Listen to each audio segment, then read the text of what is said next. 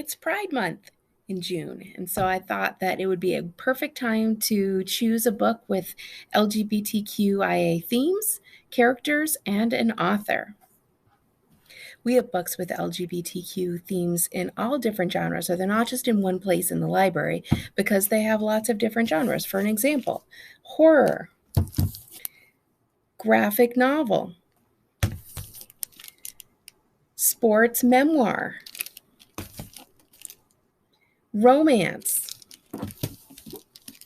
historical fiction. This one is actually the Vermont Reads book for this year. And definitely we have them in realistic fiction. Because these great books are in every genre and every part of the library, I don't have like a section or a stick or anything, and we want people to be able to just find them themselves. So there's a way to look using the computer, and we keep a printed list in case anybody really wants to find LGBTQIA plus themed or authored books. In the library, right by the front door, if you come around near where the playaways are, there is, by the window, some little folders. And there are papers in here that have a list. One of them is LGBTQIA plus book list, and the other one is social justice, racial justice book list. So if you want to know how to find the list of LGBTQIA plus books that are in the CMS library, go to the school website, then go to academics, and then library. And if you go into find a book in the online catalog, choose Colchester Middle School. And if you go over here on the left where it says resource lists, and you might have to scroll down a little bit because there's a few of them. There's a list called LGBTQIA titles. And the cool thing about this is that not only does it tell you which books we have, there's 5 pages of them, but if you click on one, it will give you information about what it's about. And it will tell you how many copies and whether those copies are in.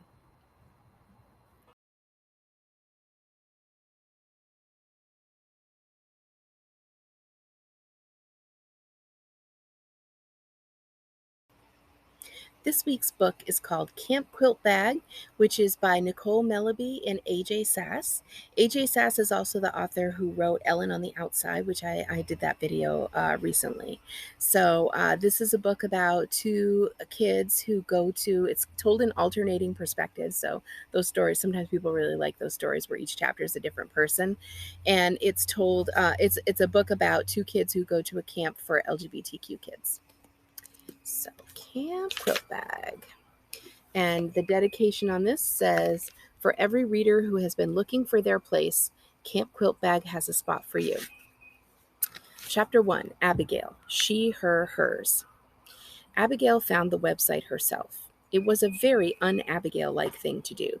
She'd had a bad day at school. Weren't they all bad days ever since Stacy had stopped being her friend? And came home, traded her school uniform skirt for sweatpants, and did what she always did on bad days. Took out her laptop to watch interviews of her celebrity favorites on YouTube. Mostly Laura Dern, or Terry Polo, or some other older actress, usually at least over 40, who was pretty enough to steal Abigail's heart that week. She sort of had a thing for older ladies. It sort of got her into all this trouble in the first place. She couldn't enjoy the YouTube interviews that day, though. She tried. She pulled up an old Jurassic Park interview, and Laura Dern said something silly, and Abigail blushed at the sound of her laughter. And she'd had such a bad day at school that even just blushing in the privacy of her bedroom was, well, embarrassing. Really embarrassing. Abigail couldn't explain it, but she felt the tips of her ears get warm and her shoulders tensed and inched up her neck, and she couldn't enjoy Laura Dern anymore. Not when all the kids at school had been making fun of her for weeks for having stupidly admitted to having a crush on Stacy's mom. Nice job, Abigail. No one needed to know about that. But now they all did know. Stacy had stopped inviting Abigail to hang out because she said it was now super weird. And honestly, Abigail didn't blame her. It was super weird. It was even weirder when Abigail realized that she not only missed hanging out with Stacy, she also missed seeing Stacy's mom. "You're hopeless, Abigail, and now you have no friends." Just a little trigger warning in here. Her self-talk is she's really mean to herself. Um, so just be aware of that if that's triggering for you. It was kind of a double-edged sword that summer break. That summer break was nearly here because, yay, no more school where she could have bad days, but also, oh no, no friends to make summer plans with. Stacy and the other girls would all go to the beach and the boardwalk without inviting her, and they would post pictures all over social media, and Abigail would not be in a single shot. That that was what Abigail was thinking about when she closed YouTube and pulled up Google and typed, "How do I find LGBTQ friends?" That too felt kind of embarrassing.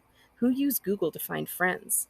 Abigail was definitely hopeless, was definitely alone, and definitely had no real people skills whatsoever.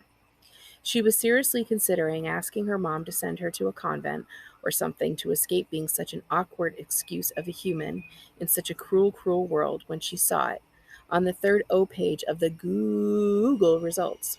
Camp Quiltbag. She clicked the link. Camp Quiltbag, according to its website, was a 2-week camp for LGBTQ plus youth in Minnesota, which was definitely far, far away from Abigail's friends, ex-friends, in New Jersey. The very top of the page had a quote from a former camper that said, "Camp Quiltbag felt like more than just a summer camp. It felt like coming home." There were pictures of kids in rainbow-colored shirts, smiling, arms around each other.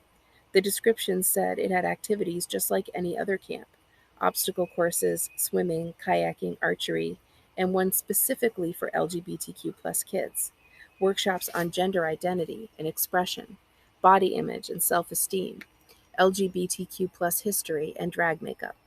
It sounded terrifying. Abigail was just Abigail, and the kids in these pictures were all smiles and dyed hair and cool, colorful clothes. The kids in these pictures looked totally out and totally proud and probably never got embarrassed. But it also sounded perfect because those kids probably never got embarrassed and probably were totally out and proud, and maybe Abigail could somehow learn to be too. Maybe they'd understand her crush on Stacy's mom and Laura Dern and Terry Polo and all the other beautiful women in the world. So she clicked the more information link and filled out her mom's email address and then hit send before she could stop herself. She had a minor panic attack and major regret immediately afterwards. It wasn't that her parents didn't know, but there was knowing and there was knowing.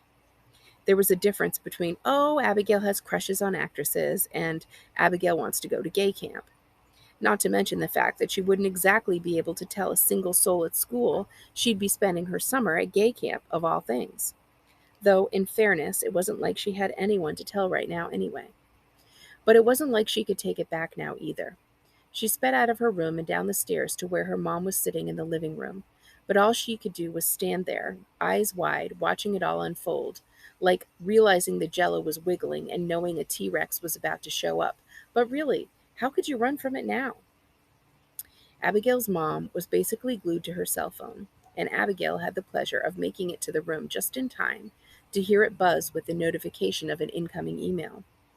Abigail pressed her lips tightly together, holding her breath. "Is this something you're interested in?" her mom asked. "No. Maybe. Yes," Abigail replied. "It's over $2,000 to attend," her mom responded, which was a lot of money. Abigail knew that from how intensely she'd studied the website in the first place. But her mom and dad paid for Catholic school every year because they wanted Abigail to have a foundation in faith or whatever. If they could spend the money on something they wanted, they could spend it on something Abigail needed, right? "Don't be selfish, Abigail." "If it's too much, I don't have to," she said. "You clearly want to," her mom said.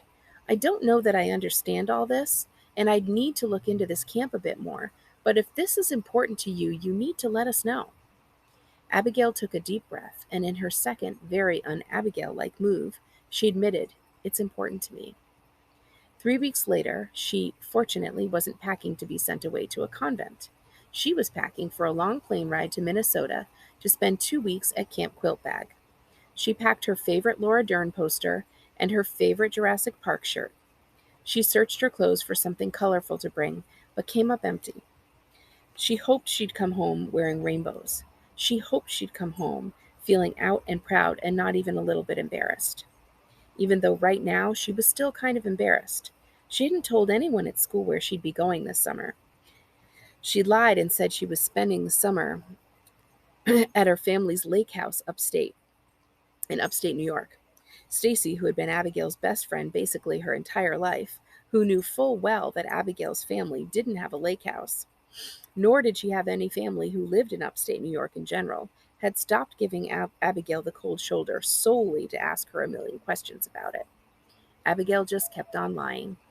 "Well, I'm sure you'll post a lot of pictures for us to see," Stacy had said. "Yeah, of course, it's so beautiful there," Abigail had lied. But she'd worry about the lies later. She hoped it would sort itself out.